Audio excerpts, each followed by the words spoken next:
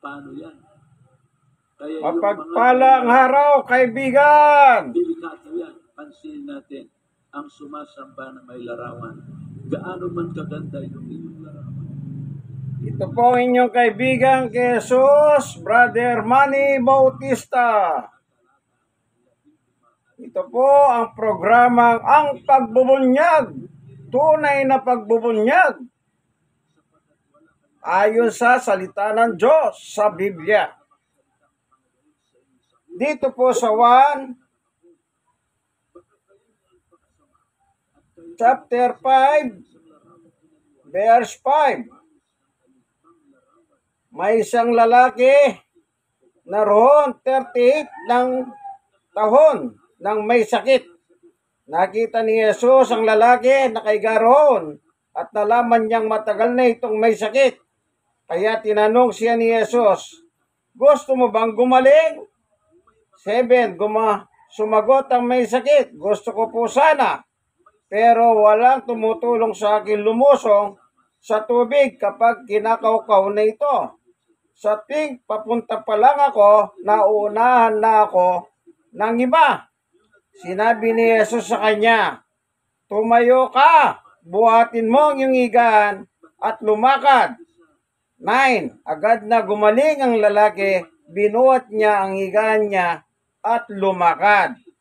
Nangyari ito sa araw ng pamamahinga. 10. Kaya sinabi ng mga pinuno ng mga Hudyo sa taong pinagaling, hindi ba araw ng pamamahinga ngayon? Labag sa kautusan ng pagbubuhat mo ng higahan. Pero sumagot siya sa 11, ang taong nagpagaling sa akin ang nagutos na buhatin ko ito at lumakad. 12, tinanong nila siya, sino nagutos sa iyo ang buhatin ang higaan mo at lumakad ka?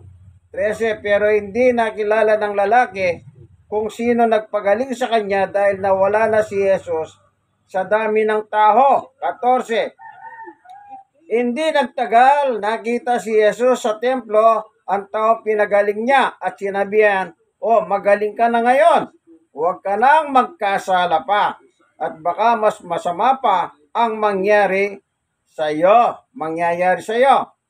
15, humalis ang lalaki, pumunta sa mga pinuno ng mga Hudyo.